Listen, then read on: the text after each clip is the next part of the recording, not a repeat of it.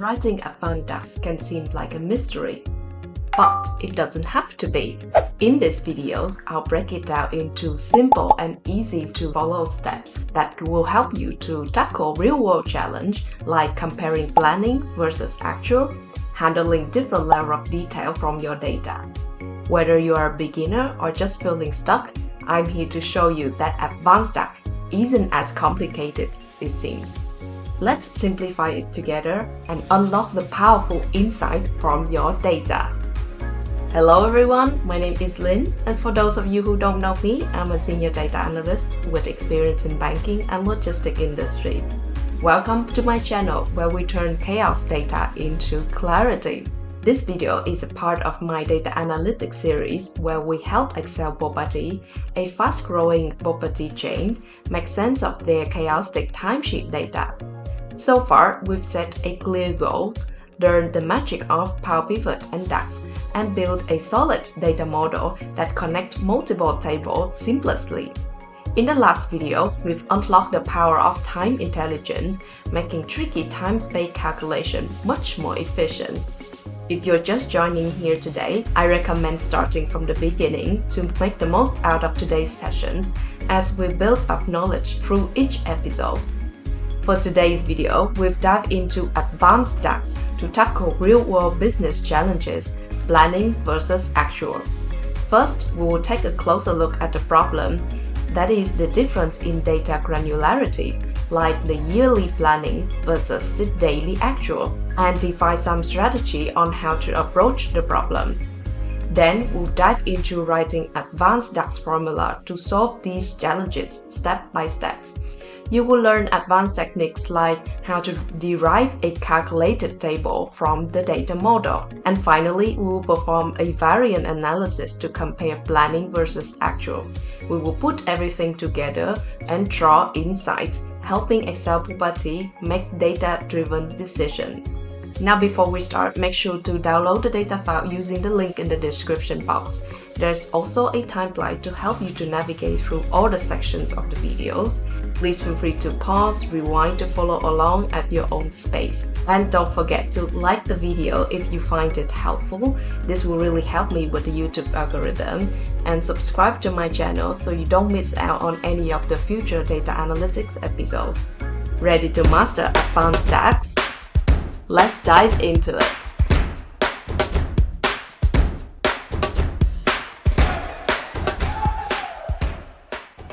In the previous videos, we've investigated the holiday-related measures.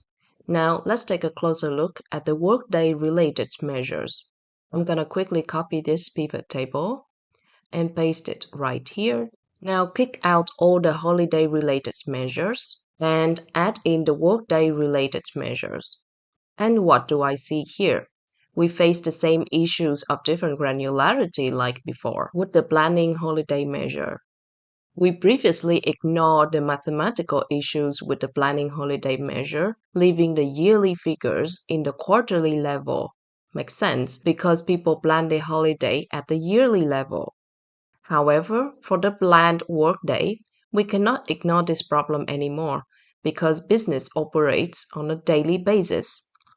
We really need to split the yearly figures into quarters in order to properly compare the planned with the actual workdays for the same periods. The challenge here is that we've been given the yearly planning only, and we cannot simply divide the planning workday by 4 because some quarter has more days than the others.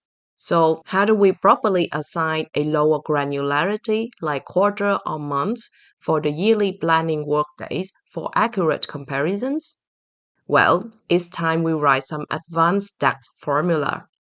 But before jump into the calculation, let's take a moment to define a clear strategy on how we will be approaching this problem. So first, we need to know how many operational days are there within the quarters. Bear in mind that each store is operate at a different time. Once we know that, we can figure out the proportions or the percentage of operational days within a quarter. And finally, we can assign that percentage to the planned workday measure.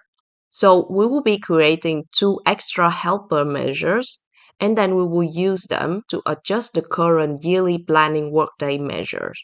This is my personal approach only, so if you have different approach, please feel free to share them in the comment below.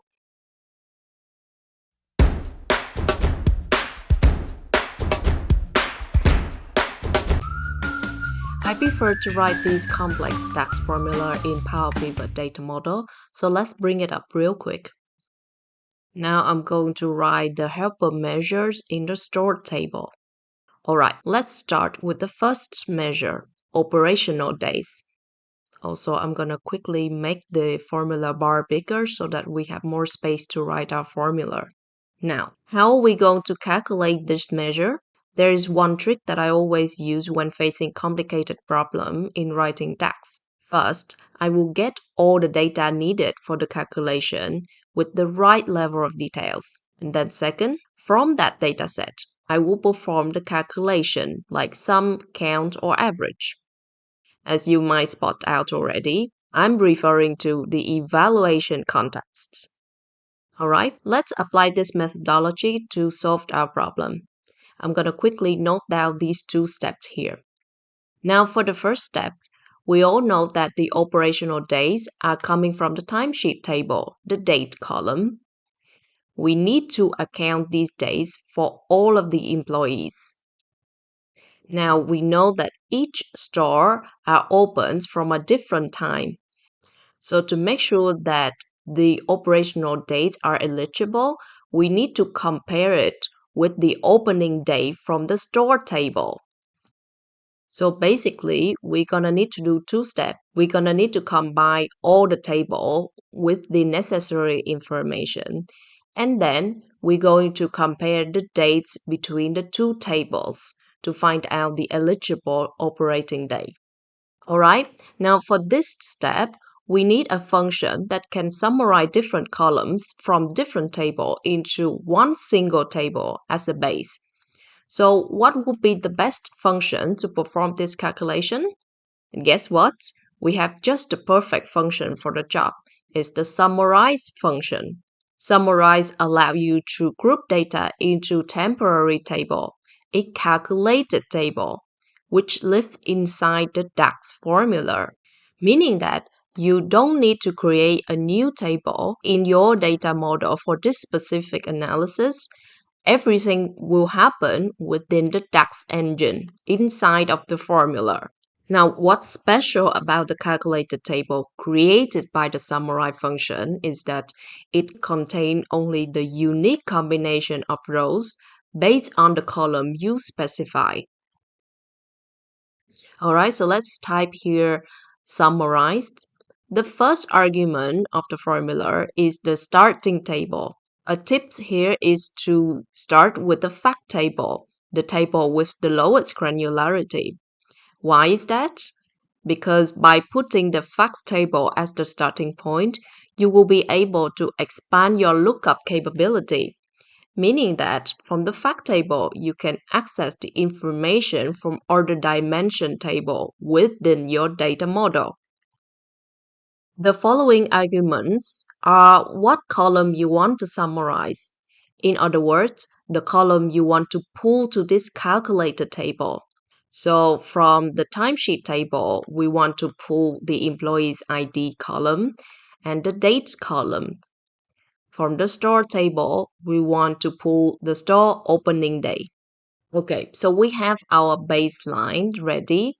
Now, from this data set, we need to filter out any non-eligible days, meaning that for each employees, we keep only the line where the date in employees' timesheets is after the store opening day. And what function is best to perform this job? Guess what? We're gonna use the filter function. Like summarize functions, filter functions return a calculated table within the DAX formula. The calculated table return is a smaller version of the original table, keeping only the rows that meet the condition that you specify. Now, the source of the filter function will be this calculated table we've just created. So I'm going to wrap the filter function around this table. That is the first argument of the filter function. The second argument is the filter condition. And what do we want to filter? We want any dates from the timesheet table that come after, so that is greater or equal to the opening day from the store table. Great. Now we've gathered all the necessary information with the right level of details. What left to do is to perform the calculation on this dataset. In this case, that is the count of eligible operational day. So we will be using the count.x function. Alright, so type in count.x, and this is the table we'll be performing the count on. Then comma, and we want to perform the count on the date column from this calculated table. And close bracket. Alright, now I'm going to quickly arrange the comments to the formula accordingly. One tip I want to mention here is that if your calculated table formula is getting too complicated, you can also use the variable to split it as a separate steps and then perform the aggregations in a separate step, like you see in this sample measure here. Alright, now I'm quickly going to format the results and also hide this sample measure from the client tool. Alright, now we're ready to go back to Excel and put this measure into the pivot table. The measure is in the store table, so let's go there. Now drag and drop the measure into the value area. And we have our operating measure right here. Let's take a closer look at the results. At the yearly level, the operating days is equal to the planned holiday plus the planned work day. So for store 1, that's 260 days, so the number makes sense. The operating days are also split according to the quarter. So if we go down, employees number 6 work for store 2, which only opened in quarter 2. So quarter 1 is blank. And the same for store 4 and 5, which is open only in quarter 3. So the result is just as we're expecting, and that's pretty good. Now we're comfortable to go to the next measure, which is to find out the percentage of operating days per quarter. So if you would have done the exercise in Excel, the percentage of operating days per quarter for store 1 would look like this. And for store 2 will look like this. In order to get there, what we need is a measure that returns the value of the parent total across all the quarter. So for example, store 1, that will be 260. And for store 2, that will be 197. Once we have that measure, we can divide the operating days by the total to get the percentage of operating days per quarter. I'm going to quickly add the columns here. Okay, now let's insert our helper measure in the store table. I'm going to call it percentage operating days. And quickly note down the step we're going to follow to calculate this measure. Alright, so now for the first step, how we gonna find out the total figures and make it repeat for all the lines? Well, let me introduce you to another advanced and common technique to modify the evaluation context of a measure. I'm going to create a variable called total here as the first step. When it comes to modifying the evaluation context, calculate is the queen. So type in calculate. Now, which measure we want to modify the context? That is the operating days measures. How do we want to modify the context? So if you look at the evaluation context of the line here, the external filters is the employee's ID from the employee's table is equal to 1, which give us the result of 260. While in this line, the external filters are the employee's ID from the employee's table equal to 1 And the quarter from the calendar table is equal to quarter 1, which gives us the result of 63. If we want to return 260s for all of the quarter lines, we need to remove or disregard the quarter filter context. And the trick is, we know that the internal filters has the priority over the external filters. So if we can dictate to remove the quarter filter context within our measure, then the filter context of these lines will always be the employee's ID from the employees table equal to 1, which always gives us the result of 260. And we have just the right functions to do that. That's the all function. So type in all. Now, the all functions can remove filters from a single column or the entire table. In this case, we have the option to remove the filter from the quarter column from the calendar table or the entire calendar table. So what is the difference? Well, if you remove the filter from the entire calendar table, all of the columns within this table, including the quarter column, will be excluded from the filter context. If you want to replace the quarter column with the month or the week column to the row dimensions, these external filter contexts will also be ignored.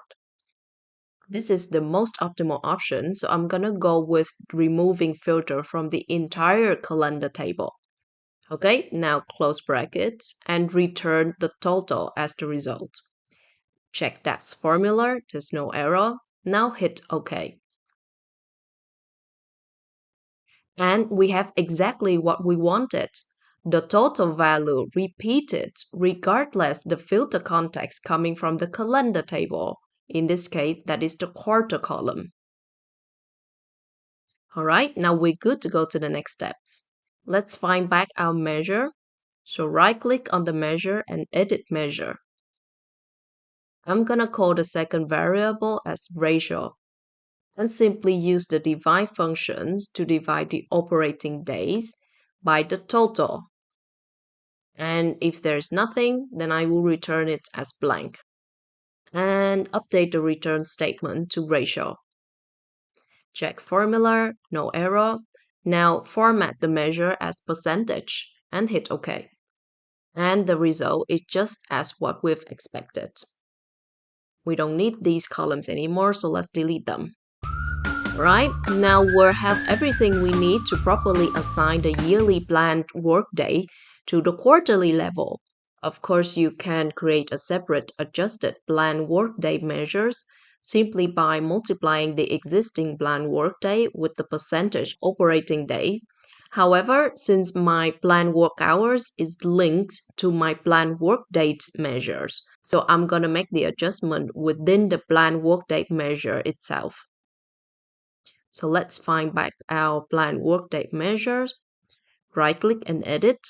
Here, I'm going to multiply the difference with the percentage operating days measure we've just created. Now check stack formula, no error, and hit OK. And that's it. We've successfully solved the difference in granularity issues using advanced DAX. As you can see, DAX is a versatile language which allows you to shape and analyze data at your will. By mastering advanced DAX, you can perform complex calculations and create meaningful insight while keeping your data model clean and organized.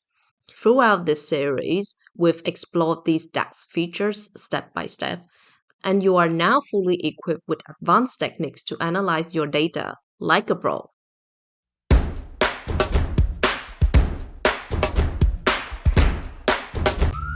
Alright, now that we have our actual and planning measures calculated in the correct granular details, we're ready for the final step. I'm gonna quickly copy this pivot table, go to Variant tab and paste it right here. Now we're ready to perform variant analysis. Variant analysis is all about comparing what you planned to happen with what actually happened. essentially spotting and understanding the differences. In other words, variances. It is a powerful way for business to see where things are going off track, performing better than expected, or just not meet the mark at all. This insight helps make better decisions and improve processes. When it comes to managing a workforce, variant analysis lets you check if the key objectives are being met by tracking the importance matrix like absenteeism, holiday, compliance, and overtime. In short, it is a practical tool to keep things on track. All right, now let's apply this into practice, and we're going to calculate the missing variance matrices. Let's bring up the Power Pivot data model real quick. I'm going to write the measures in this timesheet table. So the first one is holiday rate, semicolon equal, and then using the divide functions.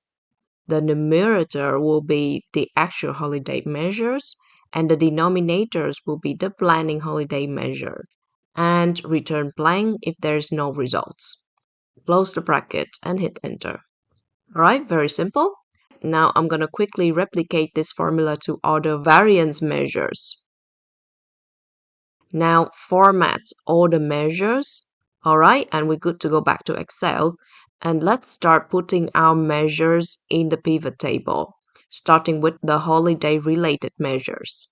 For this pivot table, I'm going to keep the planning holiday measures, add now in the actual holiday measures and holiday rates. We can see that compared to the target of 95%, a holiday rate of 96% is a good outcome. It means that employees are taking their holiday as close to what is planned. This will help the business to keep the payout cost under control by avoiding unused holiday payouts. Now, to ensure the smooth operations with fewer disruptions from last-minute holiday requests, we need to look at the year-to-date holiday for quarter 3. So copy this pivot table over here and add in year-to-date actual holiday and rates. I'm also going to apply the filter as quarter 3 only. And we can see that there's only 56% of holiday were taken in quarter 3, while the target is 75%. This means that there's a lot of holiday remain untaken, and in the last quarter, more holiday requests are expected. Let's take a closer look at these figures. I want to understand which stores are contributing to this discrepancy. So let's make a copy of this pivot table and drag the store dimension in. We can see that store 5 is currently has the lowest holiday percentage so far in this year, only 32%. That is very low. However, we know that store 4 and 5 is only open in quarter 3. That might be the explanation of the outlier. Let's add the quarter information here to have a clearer picture. I'm going to quickly make a copy of this pivot table and move the quarter information to the column area. And as expected, the data confirms our assumptions. Fewer holidays were taken when the store first opened, and that makes sense in the scenario of store 4 and 5. In short, year-to-date holiday rate is a useful figure. However, it will only be accurate when all the stores are fully operational for a complete year. Now that we've identified the issues at a higher level, let's provide the store manager with specific details so that they can take action, such as advising employees to plan and take their holidays in advance to ensure the business continuity throughout the year. Now I'm gonna quickly copy this pivot table over here. Now keep only the holiday rate. Add in the employee's ID information and the store information to the row area. Also, I'm going to add the holiday remain into the value area. All right, so we have the information here, but it's look a little bit funky and it's very difficult to analyze. So let's format it a little bit. So go to Design, Report Layout, show in tabular form. In subtotal, do not show subtotal. That's much better. Now we want to see the employees with the lowest holiday rate sorted on the top. So let's explore the pivot table sort option. So click on the arrow button here and choose More Sort option. A sorting pop-up will appear. Here you can choose to sort by the measurement, and because we want to show the lowest rate to the highest rate, so the best option would be sort ascending and by holiday rates. Now hit OK. Much better. Now we can see clearly who did not take their holidays, and we have 3 employees who still have 5 days of holiday remain untaken. Now this table has too much information in it, and I only want to display the top 3 offender. What can I do? Again, click on the arrow down button. Now in Value Filter, choose Top 10. A pop-up will appear, allow you to restrict the top or bottom data based on a measurement. And we want to display the top offenders, meaning the employees with the lowest holiday rates. So that would be bottom 3 based on holiday rate. Now hit OK. And that's it. We've successfully analyzed and displayed data precisely to what we wanted. As you can see, we start our analysis with a high-level view to get a sense of the overall trend. From there, we drill down into the details to uncover reason behind these numbers and provide some actionable insight. Now, I'm gonna replicate this methodology to other variance matrices to explore different aspects of the business and build a complete picture of its performance. This structural approach not only reveals the story behind the data, but it also provides a clear insight and actionable recommendation to help the business address issues and drive meaningful improvements.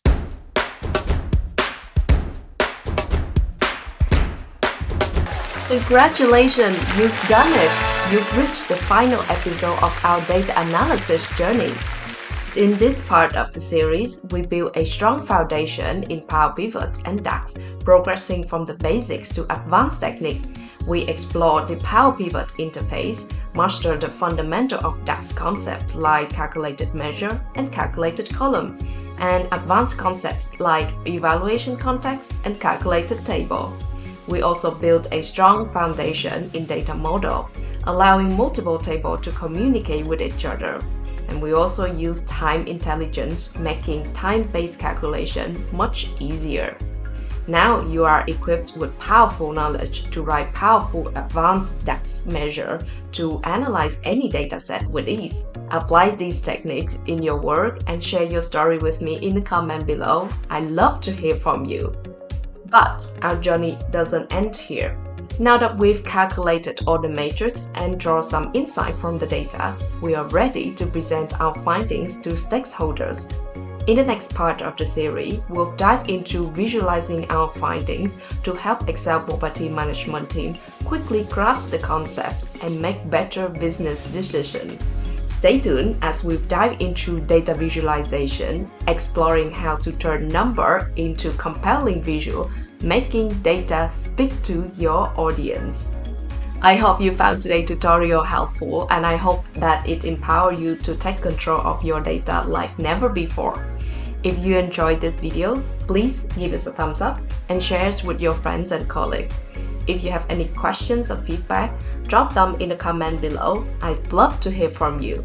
And don't forget to hit the subscribe button so you will never miss out on any of the future episodes. Thank you for watching, and I'll see you in the next videos.